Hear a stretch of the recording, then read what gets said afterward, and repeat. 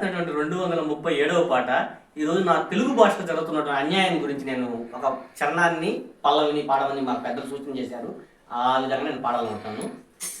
అమ్మా మా తెలుగు మాయమవుతుందే మాయమవుతుందే, ఆంగ్లము దెబ్బకు ఆగిపోతుందే ఆగిపోతుందే దిగిపోతుందే.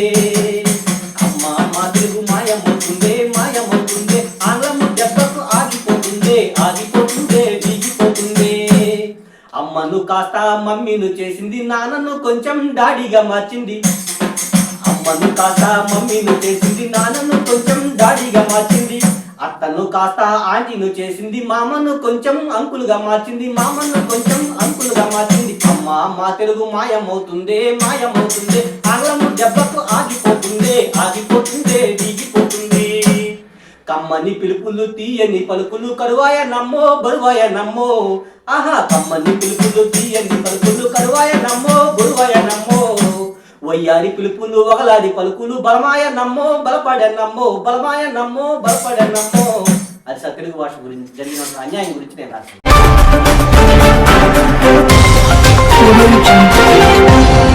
జానపద సాహిత్యం, కళలు, సామాజిక సేవలో జీవితాన్ని అంకితం చేసిన ప్రముఖ రచయిత, కవి, కళాకారులు పోటదుర్తి బుజ్జయ్య గారు గౌరవ రాష్ట్రపతి కోటాలో రాజ్యసభ సభ్యత్వం, గౌరవ గవర్నర్ కోటాలో ఎమ్మెల్సీ పదవిని కోరుతూ తన అభిప్రాయాన్ని వ్యక్తం చేశారు. 237 పాటలు, 45 కవితలు, సినిమా కథలు, బుర్ర కథలు, హరికథలతో పాటు 9 రాష్ట్రాలు, 40 జిల్లాల్లో 1600కు పైగా వేదికలపై జానపద కళలను ప్రదర్శించిన అనుభవాన్ని ఆయన వివరించారు.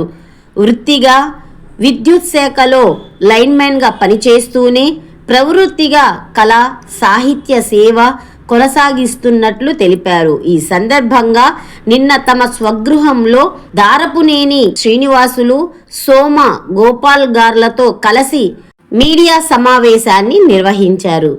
అందరికీ నమస్కారం. నా పేరు పోటదుర్తి బుజ్జయ్య.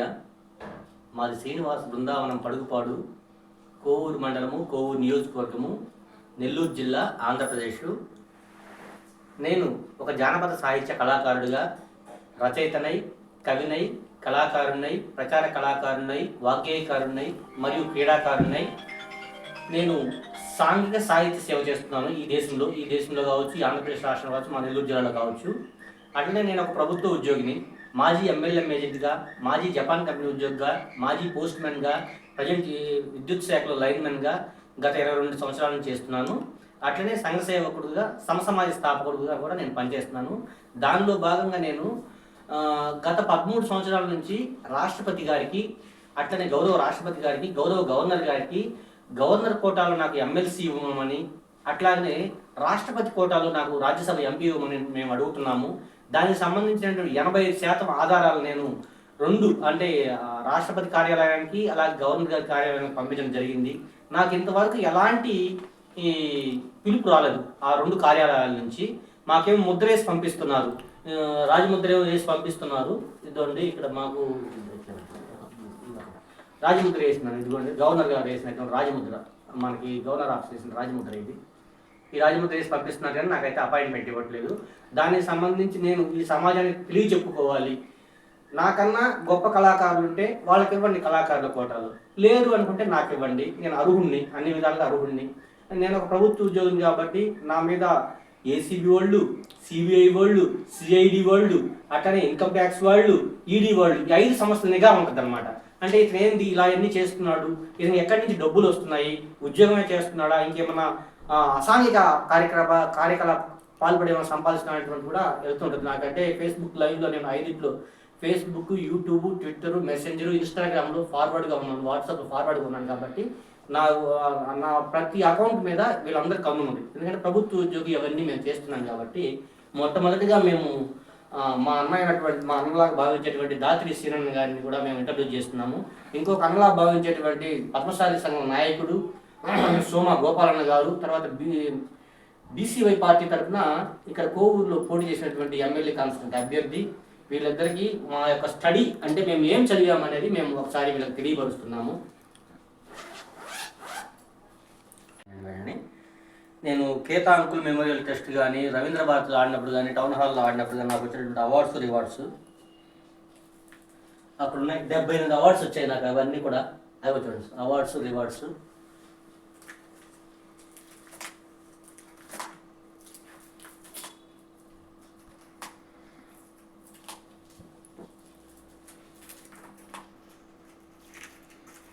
ఇవి తర్వాత నేను పుట్టిన నా కులం కోసం ఏం చేశాను అనేది ఈ రజక జూమ్ మీటింగ్ టీం అనేటువంటి, అదిగా చూడండి అక్కడ రజక జూమ్ మీటింగ్ టీం అనేటువంటి ఒక వ్యవస్థ నిర్మించి వాళ్ళలో మహనీయులు అనేటువంటి మహాత్మా జ్యోతిరావు పూలే, సావిత్రిబాయి పూలే, మా సామాజిక వర్గానికి చెందినటువంటి సంత్ గాడ్గే బాబా, చాకల ఐలమ్మ, తర్వాత ఈ దేశంలో సూర్యుడు చంద్రుడిలాగా వెలుగొందుతున్నటువంటి అంబేద్కర్, కార్ల్ మార్క్స్ని మేము ఆదర్శంగా తీసుకుని వాళ్ళతో పాటుగా నాకు చీమ, తాబేలు, గుర్రం కూడా నాకు ఆదర్శం అని చెప్పేసి వాటి జీవితాన్ని కూడా నా జీవితంలో ఒక ఆదర్శంగా తీసుకొని నేను ఈరోజు సమాజంలో చైతన్యం తీసుకొస్తున్నాను.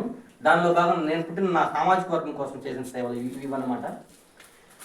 ఒక జిల్లా స్థాయి సమావేశం నిర్వహించాను, 3 రాష్ట్ర స్థాయి సమావేశాలు నిర్వహించాను, 9 రాష్ట్రాలు 40 జిల్లాల్లో నా ప్రదర్శనలు ఇచ్చాను, 46 MLM కంపెనీలో నేను పనిచేశాను, 1500 పైబడి వేదికలు అంటే ఇప్పుడు 1600 వేదిక నడుస్తున్నది.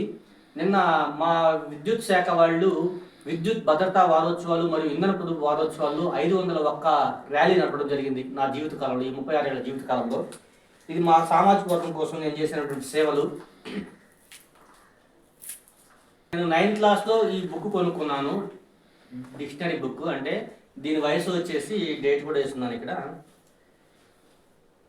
1993 ఏప్రిల్ 6వ తేదీ, ఫిబ్రవరి 2వ తేదీ. అంటే దాదాపుగా ఇది 32 ఏళ్ల నుంచి ఉంది నా దగ్గర.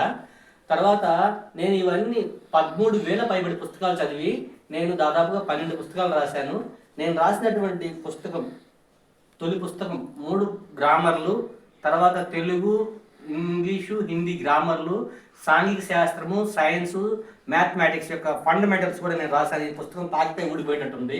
దాదాపుగా దీన్ని కూడా నేను 33 ఏళ్ల నుంచి కాపాడుకుంటూ వస్తున్నాను. ఇవన్నీ నేను రాసినటువంటి బుక్స్. తర్వాత నేను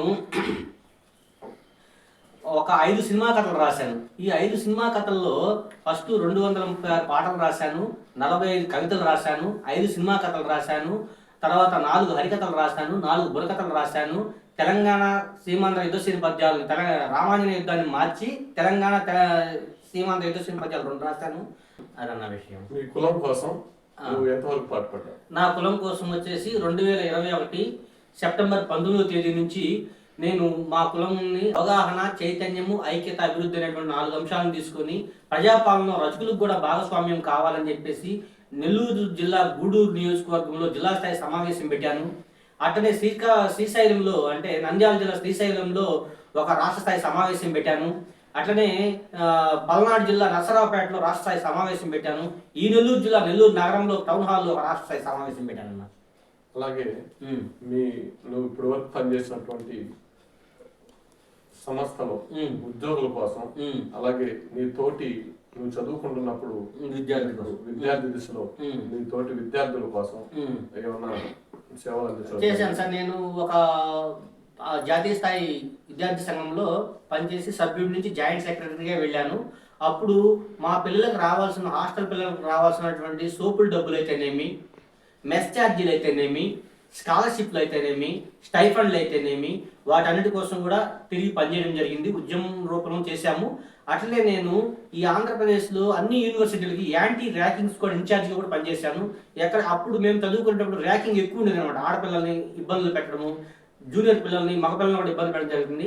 అది మేము చాలా యూనివర్సిటీలు, అది వెంకటేశ్వర యూనివర్సిటీ కావచ్చు, అన్నమయ్య యూనివర్సిటీ కావచ్చు, పొట్టి శ్రీరామ్ యూనివర్సిటీ కావచ్చు, ఉస్మానియా కావచ్చు, నిజాం సాగర్ యూనివర్సిటీ కావచ్చు, ఆంధ్ర యూనివర్సిటీ కావచ్చు, తర్వాత నాగార్జున యూనివర్సిటీలో, వీటన్నిటిలో కూడా మేము అవాయిడ్ చేయడం జరిగింది సార్ విద్యార్థి సంఘ నాయకులుగా. నేను సమాజం కోసం మీరు ఏం చేశారు? సమాజం కోసం ఏం చేయాలనుకుంటున్నారు? ఇప్పుడు ఈ సమాజం కోసం నేను చేసింది ఏంటంటే, నేను చేసినటువంటి MLM కంపెనీల్లో ప్రతి ఒక్కరికి హెల్త్, ఆరోగ్యం కోసం పనిచేశాను. తర్వాత వెల్త్, వాళ్ళ ఆదాయాల కోసం పనిచేశాను. తర్వాత నేను జపాన్ కంపెనీ ఉద్యోగిగా ఉన్నప్పుడు రైతులకు నాణ్యమైన మోటార్లు తయారు చేసి అందించడం జరిగింది. అలాగే నేను పోస్టల్ డిపార్ట్మెంట్లో గౌరవరం BOలో పనిచేసినప్పుడు అక్కడ గ్రామీణ ప్రాంతాల్లో ఉన్నటువంటి పేదవాళ్ళందరి చేత RDలు, SBలు ఓపెన్ చేయించి వాళ్ళతో పొదుపు చేయించాను. ఇప్పుడు ఎలక్ట్రిసిటీ డిపార్ట్మెంట్లో లైన్మెన్గా నేను ప్రతి ఒక్కరికి ప్రమాదాలు జరగకుండా, దొంగ కరెంట్లు వాడకుండా, తర్వాత కరెంటు బిల్లు సక్రమంగా కట్టాలని చెప్పేసి మా సంస్థ నిర్వహించే ప్రతి ప్రోగ్రాంలో నేను ముందు నడిపించుకుంటున్నాను సార్. భవిష్యత్తులో ఏం చేయదలుచుకున్నారు? భవిష్యత్తులో నేను వచ్చేసి నేను ప్రొఫైల్ చేశాను. ఇప్పుడు నేను చెప్పాను సార్, 235 పాటలు రాశానంటే దైవభక్తి గీతాలు మొదటి భాగంగా తీసుకున్నాను. తర్వాత నా వ్యక్తిగత దేశభక్తి గీతాలు రెండో భాగంగా తీసుకున్నాను. సమైక్యాంధ్ర కోసం 50 పాటలు రాసి 3 జిల్లాలు నెల్లూరు, కడప, ఒంగోలు జిల్లాల్లో 100 వేదిక మీద ఆడాను. అవన్నిటి అది కూడా సార్, అది నిదర్శనం వాటన్నిటికీ. దానికోసం 50 పాటలు రాశాను. తర్వాత ఈ సంఘ సేవ దేశంలో జరిగేటువంటి హత్యలు, అత్యాచారాలు, దోపిడీలు, దౌర్జన్యాలు, అఘాయిత్యాల మీద, తర్వాత బేటీ బచావో బేటీ పడావో, సుకన్య సమృద్ధి యోజన అనేటువంటి కేంద్ర ప్రభుత్వ పరిపాలన కూడా మేము కేంద్ర ప్రభుత్వానికి సంబంధించిన పథకాలను కూడా మేము ఈ ప్రజల్లో చైతన్యపరుస్తున్నాము. అట్లనే ఆంధ్రప్రదేశ్ ప్రభుత్వం నిర్వహిస్తున్నటువంటి బడి పిలుస్తోంది, పొలం బాట, ఈ కార్యక్రమాలన్నింటి కూడా మేము స్వచ్ఛ భారత్, ఇవన్నీ స్వచ్ఛ ఆంధ్రప్రదేశ్, స్వచ్ఛ నెల్లూరు అనేటువంటి ఈ కార్యక్రమాల్లో కూడా మేము పాల్గొనడం జరిగింది సార్. నమస్కారం అండి, నా పేరు సోమా గోపాల్, కోవూరు నియోజకవర్గం బీసీవై పార్టీ మన ఎమ్మెల్యే క్యాండిడేట్ని. మొన్న మేము కూడా మా పార్టీ దగ్గరికి బోడే రామచంద్రయ్య గారికి తీసుకుపోయి ఈయన్ని పరిచయం చేయాలని నేను ఎన్నో మాటలు అడిగాను. మొన్న విజయవాడకి బీసీవై పార్టీ సదస్సు కూడా అన్న రావడం జరిగింది. ఆ రోజు అనుకోని కారణంగా అందరూ మాట్లాడలేకపోయారు ఆ రోజు. కాబట్టి రేపు ఫిబ్రవరి 22 విజయవాడలో పెద్ద బహిరంగ సభ ఉంది మా పార్టీ నుంచి. ఆ రోజు ఆ పార్టీలో ఈయన గానాన్ని, ఆయన వాయిస్ని వినిపిస్తామని అన్నకు మాట ఇచ్చినాం. ఖచ్చితంగా జరుగుతుంది. ఈ మధ్యలోనే మేము మా పార్టీ అధ్యక్షుడి కాడికి ఒకసారి తీసుకుపోయి ఈయన విధి విధానాలని చెప్పదలుచుకున్నాం. మరిన్ని నెల్లూరు యొక్క సమాచారం కోసం చూస్తూనే ఉండండి మా కల్చర్.